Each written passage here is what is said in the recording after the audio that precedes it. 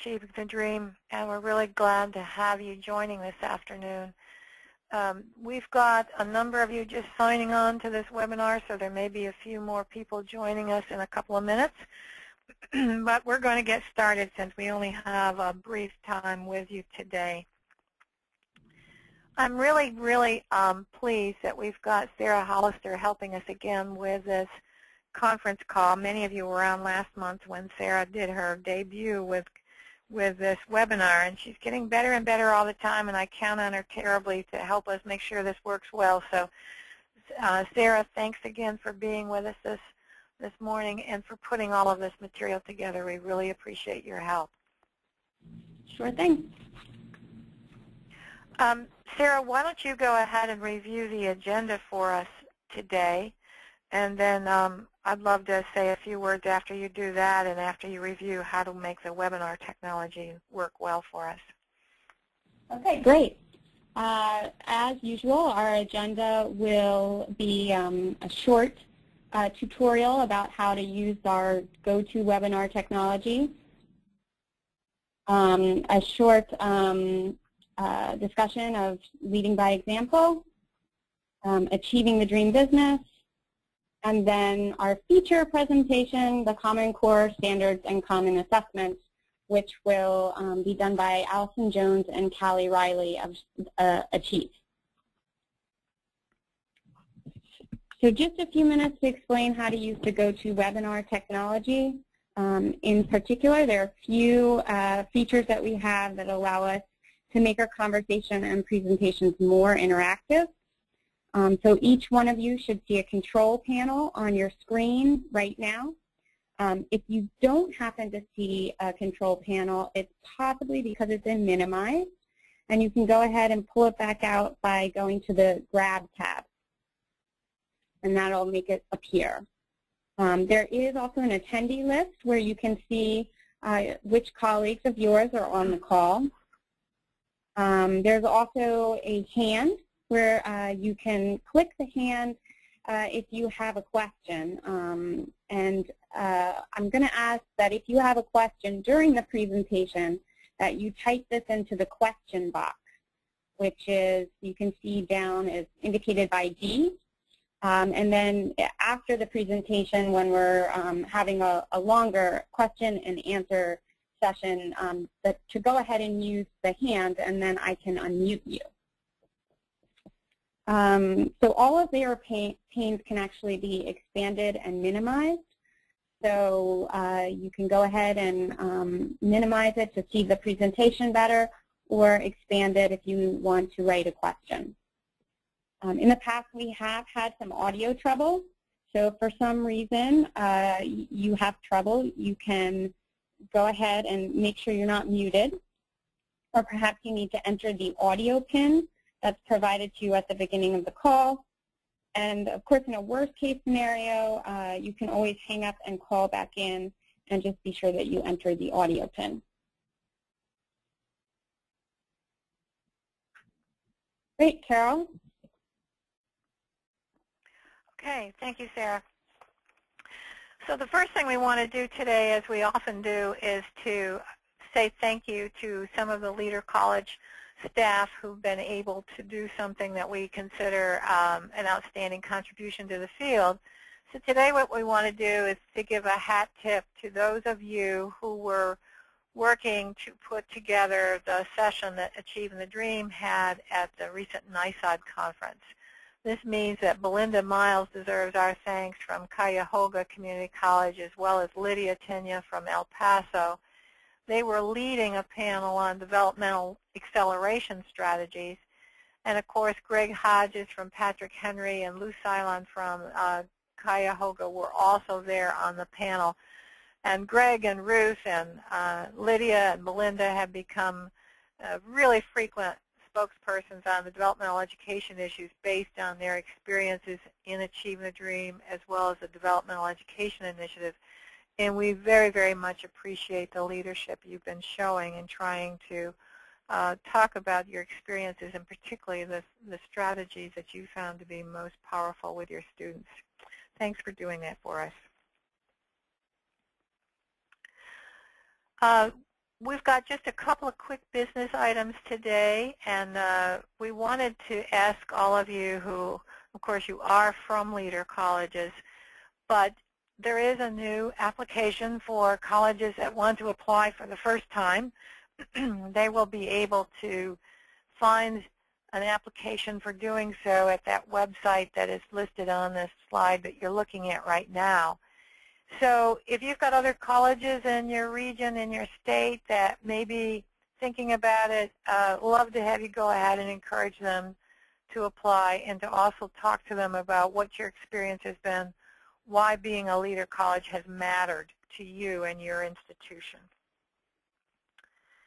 The second thing we wanted to point out today was that the Jobs for the Future folks, who are, of course, our state policy partner, have been holding a series of topical conversations over the last several months on these issues that you're seeing on your screen.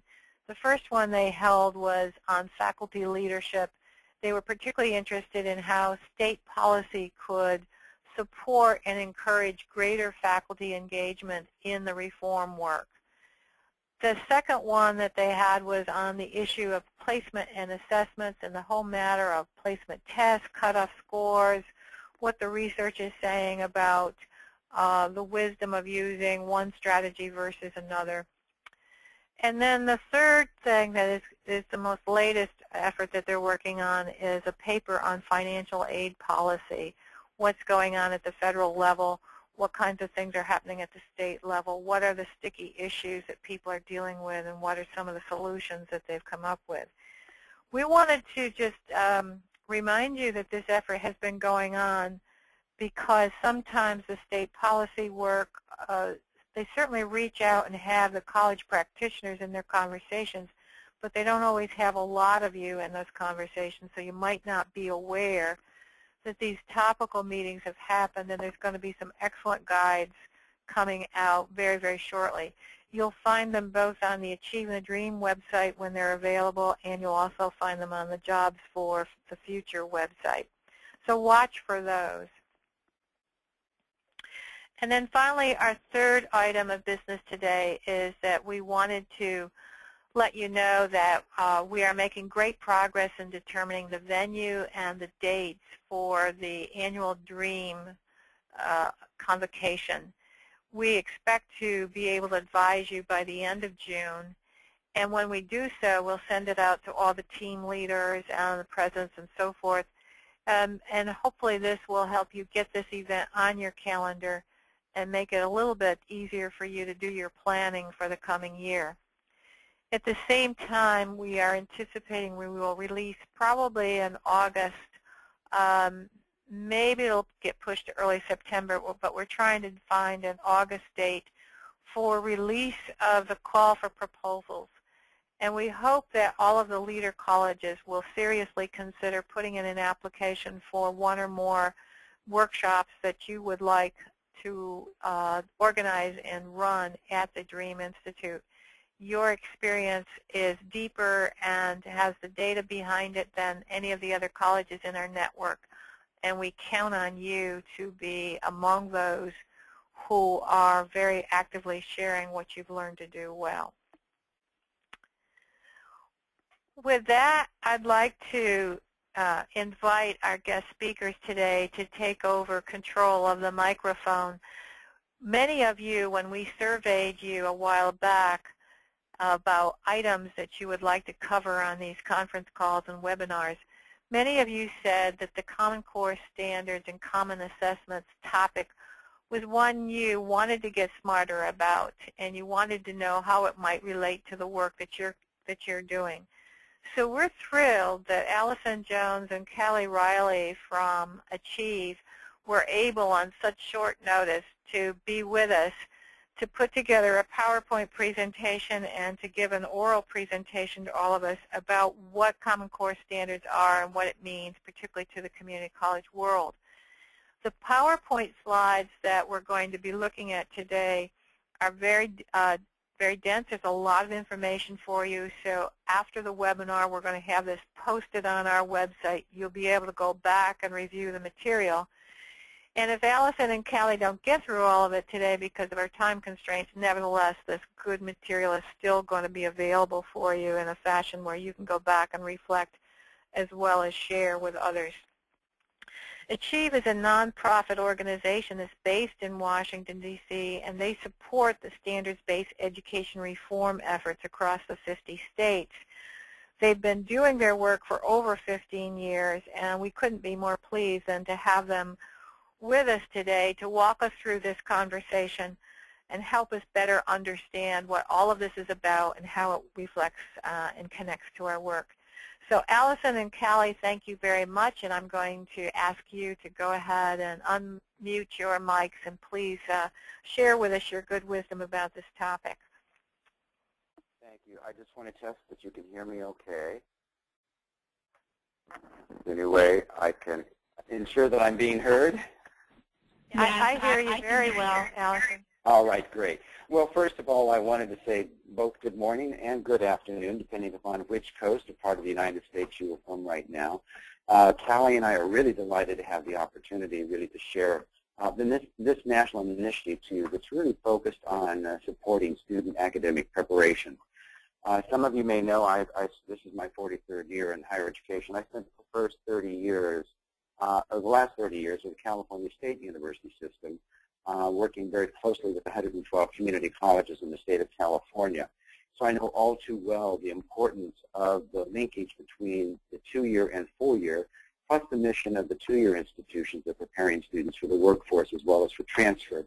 So I admire the work that all of you do, and one of the last things I had a chance to do is help to craft an AA transfer degree legislation for the state of California, which is really in effect and going along well.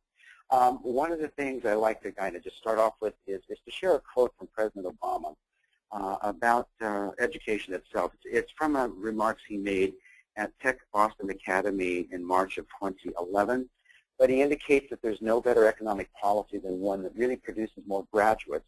He said, that's why we're reforming education and fight for the responsibility of every American, from every parent, every teacher, every business leader, every public official, and every student. And what you will find as we move through our presentation is the engagement on this initiative includes everyone at every level.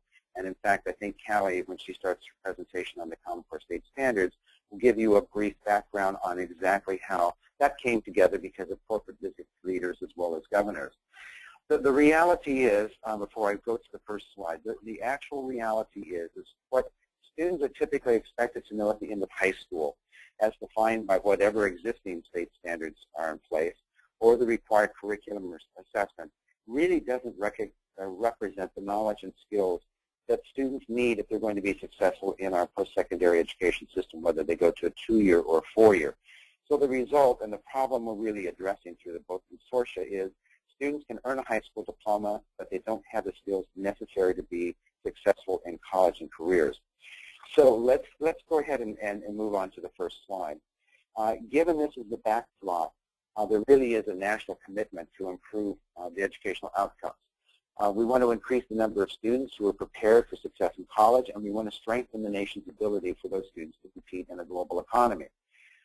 What gave rise to the Common Core State Standard Initiative was the fact that most of our students, we were being told from corporate leaders, did not possess the requisite skills that were making them successful in the corporate and the business world upon graduation. They weren't really able to write clearly. They were able not to communicate orally or in writing. They weren't able to analyze, to synthesize, to really use the skills that are most important to be successful in the work world.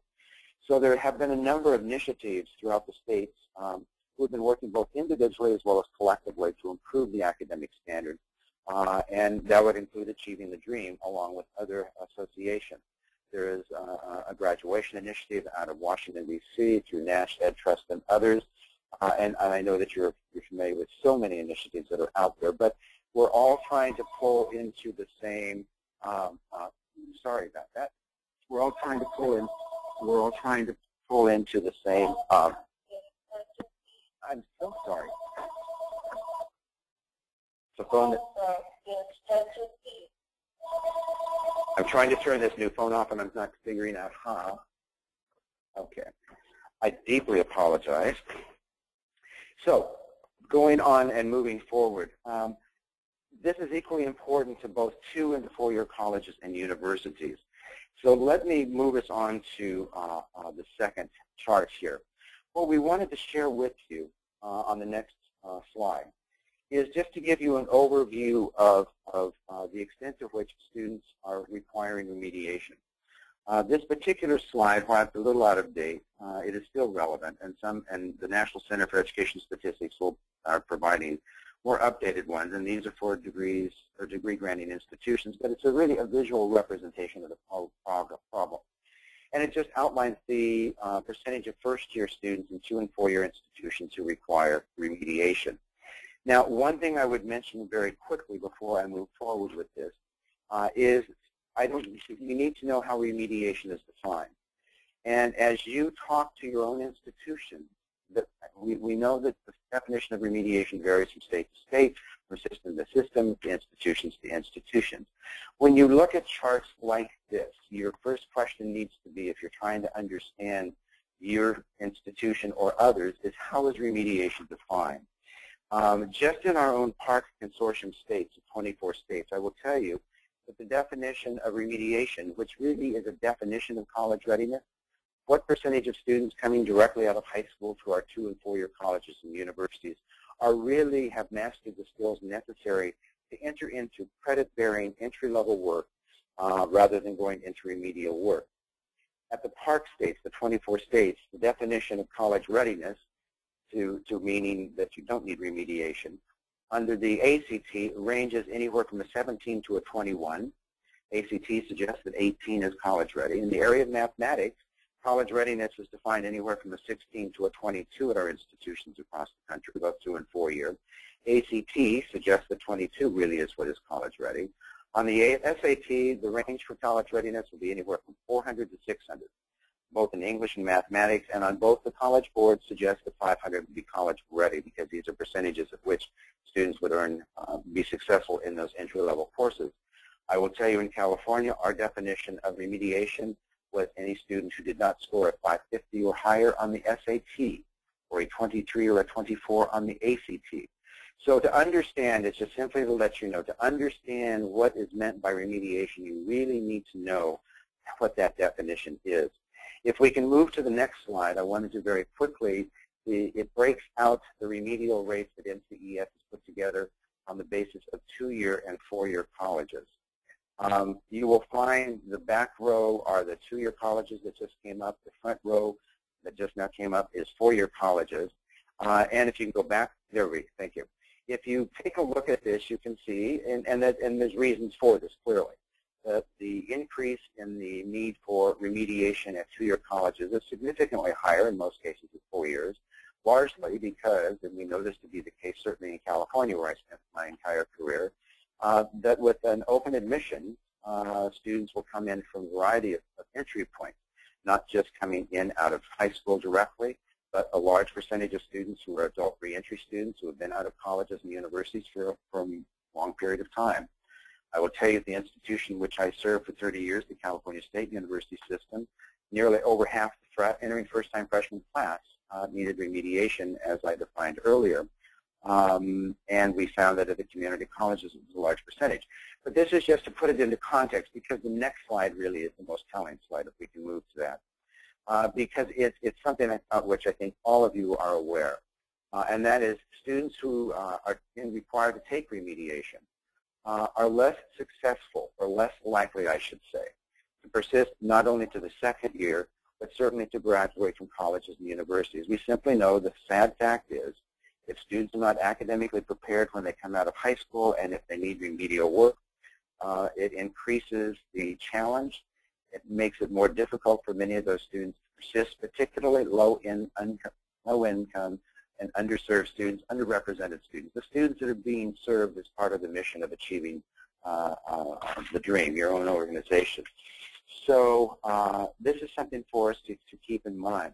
The final slide just shows you, or it gives you a sense of context of the percentage of students who simply don't return after their freshman year. This is a great concern. These are the students who drop out after the first year. And many of those students, the data will tell us that these are students who require remediation and the academic challenge is so significant that they simply aren't persisting to the second year. All of this together in total is what gave rise from the National Governors Association as well as our business and corporate leaders to come together to develop the Common Core State Standards, which I'm going to then turn to Callie. Callie is going to share with you more about the Common Core State Standards. Then I will come back and talk a little bit about why this is important to all of us here today. Thank you, Allison, and hello, everyone. We're so pleased to be here on the Achieving the Dream webinar. So if we can go to the first slide. So why Common Core State Standards? We know from many years of study that there are disparate standards across the state, especially as many of our states took on the tenets of NCLB earlier in the, earlier in the last decade, where we asked states to raise their standards and to strengthen their assessments and strengthen their accountability systems, but at the same time gave states a framework to work within, but didn't put as many, frameworks in place as how they were supposed to do that. So we ended up with strengthened standards that may be even more disparate than they were before. So for many young people, high school was and still isn't preparing them for college and careers.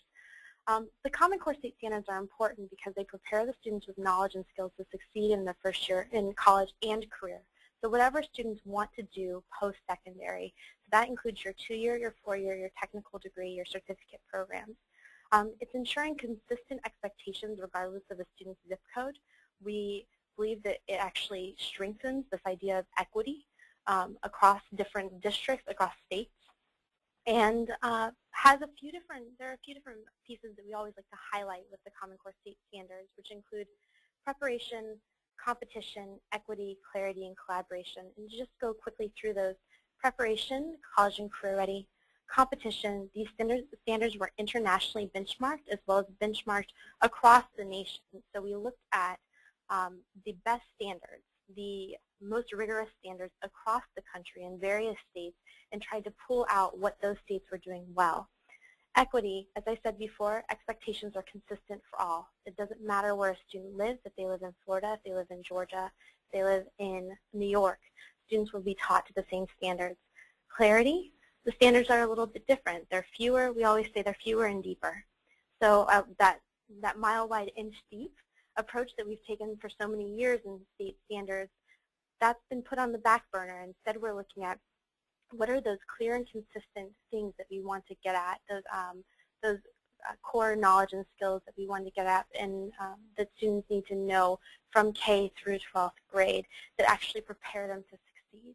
And then collaboration. The standards create a collaboration or a foundation to work collaboratively across states and districts, pulling resource expertise to create curricular tools, professional development, common assessments, which Allison will talk about a little bit later, and other materials.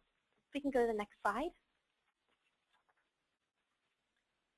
So beginning in the spring of 2009, the National Governors Association, the Council of Chief State School Officers, and a few other organizations, including Achieve, ACT, SAT, got together with the Commissioners of Education from 48 states, 2 territories in the District of Columbia, and committed to developing a set of common K-12 English language arts standards and mathematics standards. This was called the Common Core State Standards Initiative.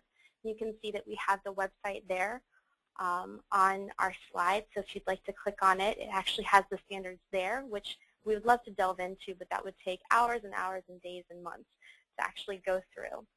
So next slide, please. The Common Core State Standards have a unique design. So as I mentioned before, it's the idea of focus, coherence, clear, and rigor. This is across both the English language arts literacy and mathematics standards. As I mentioned previously, internationally benchmarked. We talk a lot about countries like Finland and Singapore. What are they doing right? We know that their populations are very different than our population here in the United States. However, the way that they teach students, how instructional practice is really pulled to the front, instructional practice mirrors assessments, vice versa, that students spend more time on fewer topics and go really deep and try to have rich experiences around those in the classroom is a big anchor in this in the Common Core State Standards Initiative. Of course, they're anchored in college and career readiness. the intention to prepare students, as I said before, for success for whatever they like to do. Evidence and research-based. We took the best evidence and the best research that different organizations in different states have pulled together over many, many years. And so it was a very intense process and included external and state feedback teams that provided ongoing feedback to the writing teams throughout the process. The draft K-12 standards were released for public comment on March 10th, 2010, so just over a couple of years ago, which is, if you've been keeping up with this, it's amazing how far we've come in just over 2 years. And over 9,600 comments were received from anywhere between K-12 educators, commissioners of education, and even a few students commented on those standards, which we were all very delighted to see. There was also a validation committee of leading experts that reviewed the standards, and then the final standards were released on June 2nd, 2010, so just over 2 years ago. We can go to the next slide, please. So this gives you, back one. Okay, so the feedback and review teams, it's very important to know who was involved in this process. As I mentioned before, K-12 teachers, post-secondary faculty, state curriculum and assessment experts, researchers, national organizations were all part of these writing teams, which you can actually see posted on the corestandards.org website.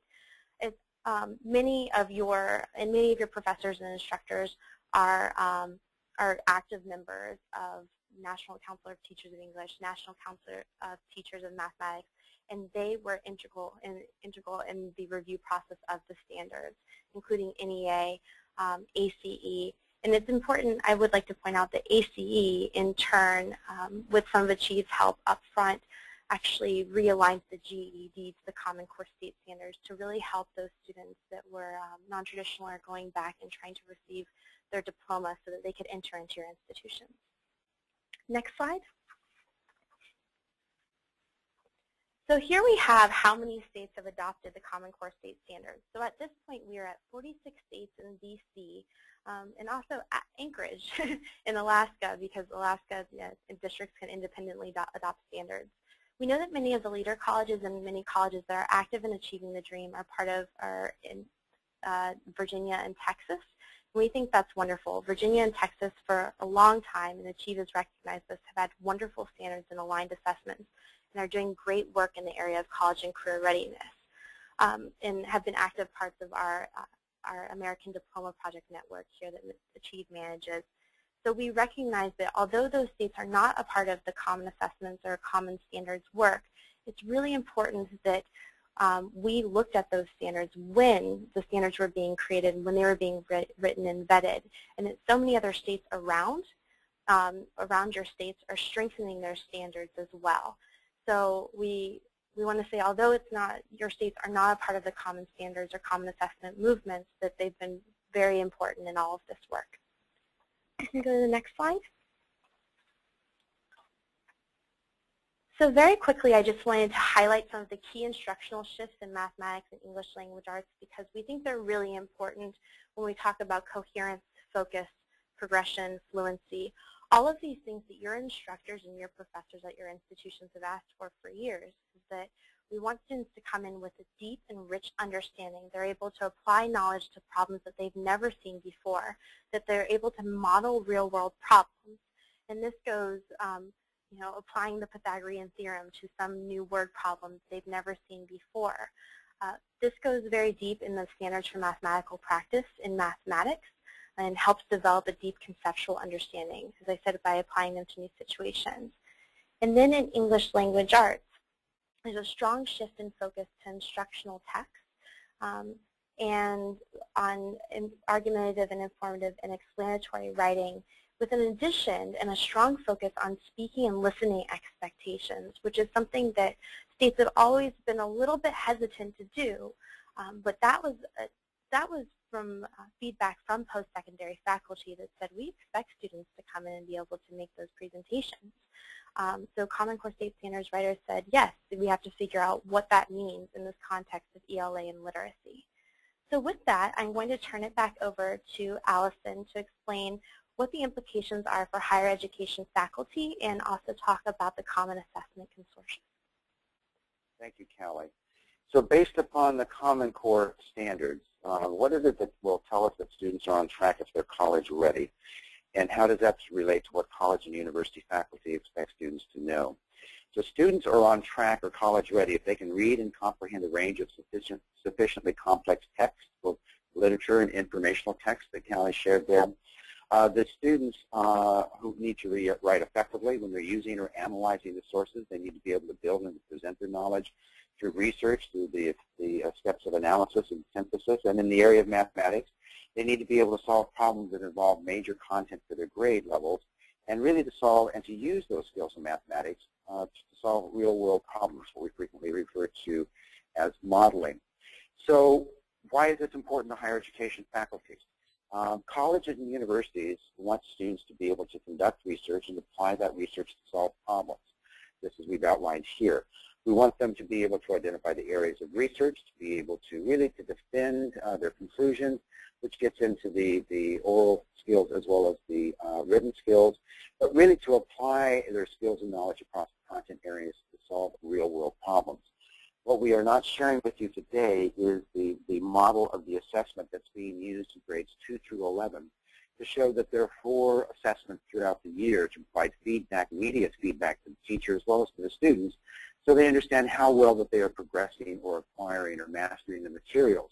But this is the ultimate outcome because the standards are asking the students to really to conduct short, focused projects, to gather their information and from multiple sources as well as digital sources to present really and to produce the clear and coherent writing, to communicate the research findings. There's what we call speaking and listening skills as well as mathematical. And I would add that the speaking and listening skills assessments that are built in not only to PARC but also to Smarter Balance, which is the other consortium, came at the request of higher education. Faculty said these were critically important skills if we were to determine whether students are going to be successful in our classes. So students have a variety of skills. This is what we want students to be able to do when they arrive on our campuses, whether they enroll in a 2-year or a 4-year college or university. This is what it will make the students successful when they come in to us. I would be remiss if I did not mention very quickly before the question comes up, this is all about placement. It has nothing to do about admission.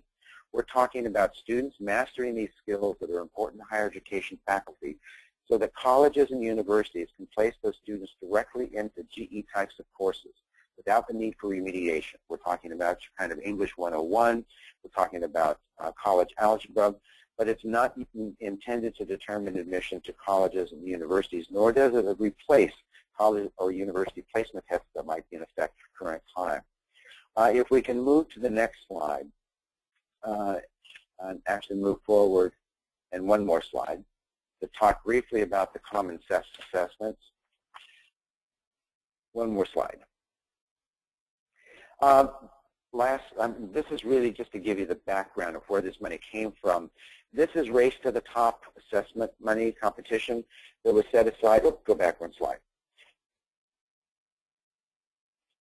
Okay, thank you. It's just our consortium received $180 million plus another $10 million, as did Smarter Balance. But the competition, or the U.S. Department of Education, was really trying to strive to get some competition out there, which is why they wanted to fund 2 consortia, which are PARC, which is ours, and Smarter Balance. And we have exactly 4 years to develop assessment systems that are going to be able to assess whether students are mastering the new Common Core standards that are embraced in English and mathematics, and there will be a portion of that in high school in and around 11th grade that's going to be used to determine whether the student is on track to be college ready. If you want to go to the next slide, just a couple more here, and then see if we can release some time for questions. What we wanted to do is this is really about the next generation of assessment. What we're talking about is the next generation assessment system for PARC, and keep in mind there are 2 consortia, and we're very much similar, but there are some differences a little bit. But the tests really are designed to have, at each grade level, end-of-the-year tests, which are going to give a much more complete picture about student performance. But they're also going to provide information to the teacher throughout the year on whether the student is mastering the material so that we can do some types of interventions. And I've been encouraging, this is an opportunity for 2- and 4-year colleges and universities, particularly community colleges, who do the 2+2 programs, who do the concurrent enrollment programs, an opportunity to work very closely with their high schools to expand opportunities to help students strengthen their skills in the senior year before they move on to our 2- and our 4-year colleges and universities. We don't typically have information that goes to the teachers quickly, and under the new system of technology, all of these will be timely, and the intent is that students and teachers will get feedback within 2 weeks of taking the assessment. The current systems don't typically assess the full range of college and career knowledge and skills, whereas what we're doing now is the range of the item types are going to allow for the assessment of just higher order skills and kind of measure their consistency there. I'm keeping my eye on the clock. I don't want to take more time here at this point, but we can always answer questions later. But if we could move on to the next slide. And this is the benefit to higher education, and I think this is what is critically important for us to keep in mind. It's going to, in fact, improve the academic preparation of our incoming students from all levels, whether they're the first in the generation, first in the family to attend colleges, low income, underserved, English as a second language, students with disabilities. All of these are aspects of student preparation are part of this national initiative that we must attend to. It's going to provide better information about the preparation of students who are coming into our institution. It should be reducing the remediation rates rather significantly, which will increase the persistence rates from the first to the second year, as well as through to graduation. And it's going to provide a clear guidance for the teacher preparation programs regarding the content and skills that students or teachers will need at each grade level. So it's going to be incumbent upon our higher education colleges and universities who have teacher preparation programs to go in and very thoughtfully and analyze and assess and make modifications to the teacher preparation programs to ensure that students are actually going to be able to graduate well-grounded in the Common Core state standards. And we think it's going to also, and this is something I share with colleges and universities both in 2- and 4-year, it should increase over time the academic rigor on our entry-level credit-bearing college courses. As students start to present themselves who have gone through the range of the college Common Core state standards, they have a much greater grounding in the English and mathematics. They're going to be much more challenging to our first-time freshmen faculty in the areas of English and mathematics. And because they're going to be more, or better prepared, I should say, it's going to be an opportunity for our faculty to strengthen the academic rigor in those courses. My last comment would be all of this provides an incredible opportunity for academic interventions to help students remain on track for college readiness. And I really see this as a critical opportunity for our 2- and 4-year colleges and universities to partner with our local high schools and K-12 districts to see what we can do to help support them. Can we help by providing additional instruction for in-service teachers? Can we put together cadres of our own students to serve as mentors to students who can help augment what's going on in the classroom when the students are taking these assessments throughout the year and we find that they need additional support? So it provides really just a great opportunity. And I apologize for speaking quickly, but I am noticing the clock. I kept a timer going that's just telling me our time is up. I wanted to leave a few minutes. We have, I think, about 5 minutes to see if there were any questions. So I will turn it back, I guess, turning it back to you, Sarah. Yes, thank you very much. If anyone has questions, you can type in your question to the question pane, and I will read your question for our panelists to answer. Or you can raise your hand, and I will unmute your line, and you can ask your question via voice.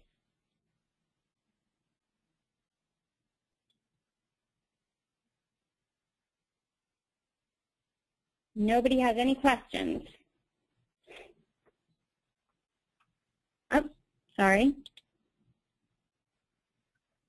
For those of us from Virginia or Texas, any movements on participating? Shall I take that question? Sure, you can take it, Allison.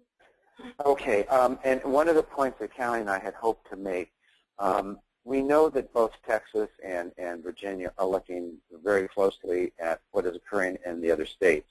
I think the important, and both Texas and Virginia believe that they have very rigorous standards, and in fact they do.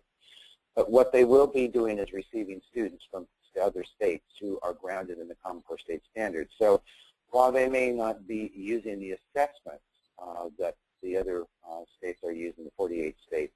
They will, in fact, be having students applying for admission and enrolling from other states where they are grounded in the Common Core state standards.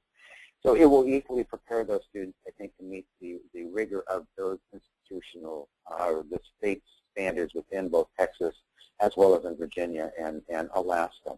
Hallie, did you want to add to that? Sure. As AJ said, and as we said earlier, that Virginia and Texas have great standards, and we've said that for a long time here at Achieve, as we've done assessments over the year and helped with assessing the alignment between the standards and the complementary assessments.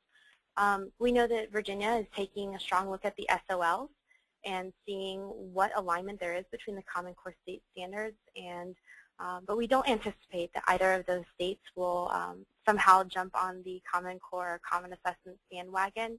But we do know that the state officials and higher education officials in those states are still very active participants in a lot of these other groups that are strong Common Core states. So we expect that they will continue to watch it and make sure that their standards and their assessments remain just as strong as the ones that are being created or being implemented right now. Great, thank you. I have another question. The question is, how long do you think it will take for these new standards to affect real high school outcome changes on a broad base? I think that's a fair question. I think because the new standards go into place in the year 14-15, and the new assessment goes into place in 14-15. Now, the fact is many states have already been implementing the new standards into the curriculum as early as starting last year, I believe. So there's going to be this movement in implementation. I think that the reality is students are going to start at different points in the continuum having being grounded in the Common Core state standards. And so if you want to look at the optimum, it's going to be students 18 years out who are going to have the full advantage of the Common Core state standards and the rigor and the rest. But I think we're going to find intervening, whether a student who's had 1 year exposure to the Common Core state standard curriculum, how much that will affect them, I think we're going to have to wait to see. I know both consortia are poised to do follow-up analyses and validation studies, particularly as we look at the college readiness indicator, are students ready to go directly into credit-bearing entry-level courses without remediation? But I think the truest answer would be 18 years out. Everybody's had 18 years essentially of the Common Core, and we should see significant changes. But we're going to see significant improvements well before that. Okay, I'm going to push my luck and do one more question, and then we're going to move on. This is the last question. Are states like New York and Pennsylvania going to adopt a national assessment in lieu of their existing exams, such as Regents and Keystone exams? Well, let me answer that one as well. New York is a governing state in part. Pennsylvania is participating yet in both consortia. They haven't made a decision. But I will tell you, every of the states, and I've been working very, very closely with New York. John King is the Commissioner of Elementary and Secondary. I've been working with the City University of New York and the State University of New York. John has made it very clear, and the State of New York, that they're preparing to use the PARCC assessment. They're also in the process of looking at the Regents exam to modify the Regents exam to include aspects of the Common Core as a transition to PARCC. I think it's going to, New York, along with most other states, will probably, in the short term, be looking at a transition and a phase-in moving to the PARCC. It's up to the state to decide whether they use fully the PARCC assessment or the Smarter Balance for those states in lieu of its existing assessment. So it will be, it's one of these questions that you will need to stay tuned, because the determination is largely, from all of our states, is going to be dependent upon what does the assessment look like when we put it into place in 14-15. But to Allison's point, New York has committed to doing the field testing and the piloting of the assessments. So students and instructors in that state will be doing a lot of work, and actually they've been doing an immense amount of PD in New York State around the Common Core state standards with K-12 educators, and I know that they're figuring out how they can ramp that up for institutions of higher education. Pennsylvania, the commissioner, hasn't taken a strong stance either way on the Common Core state standards, even though they've been adopted. or common assessments. I think that they're still waiting it out. There's been so much movement with the Keystone exams over the past few years, and I think the state felt like it got to a good place, and then the new standards and assessments came up. So they're still trying to figure out at the state level which way to go if they're going to fully commit to one of the assessment consortia. So as Allison said about the New York piece, stay tuned for the Pennsylvania, but I think we'll start to see more movement there over the next several months. Great. I'm going to wrap up the questions. If you have more questions, please feel free to drop me an email, shollister@achievingthedream.org. And that goes for questions. And also, if you're interested in more learning events about this topic, please let me know. I'm going to move on to our last slide and let Carol wrap up.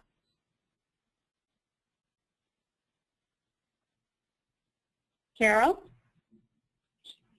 Hello. Thank you, Sarah. Can you hear me now? Yep.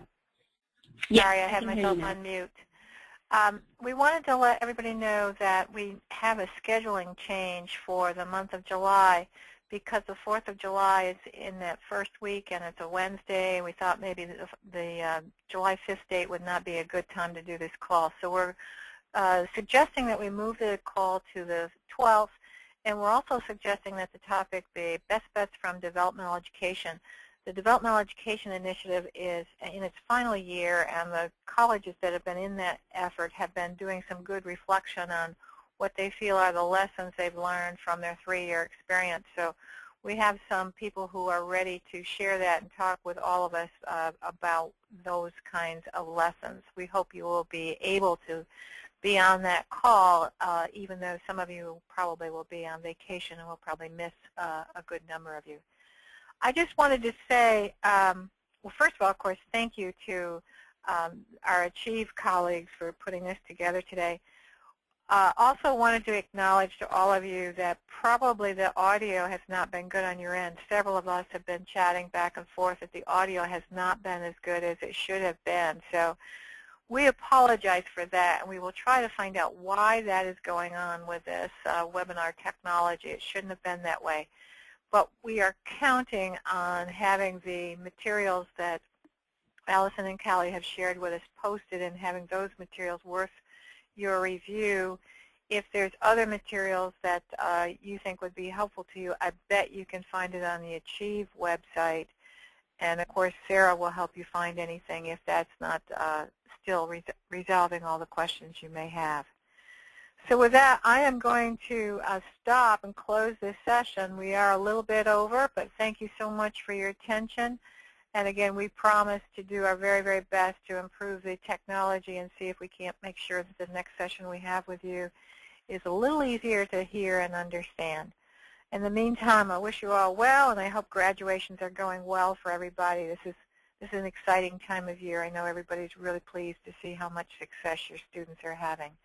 Have a good afternoon. Thanks so much.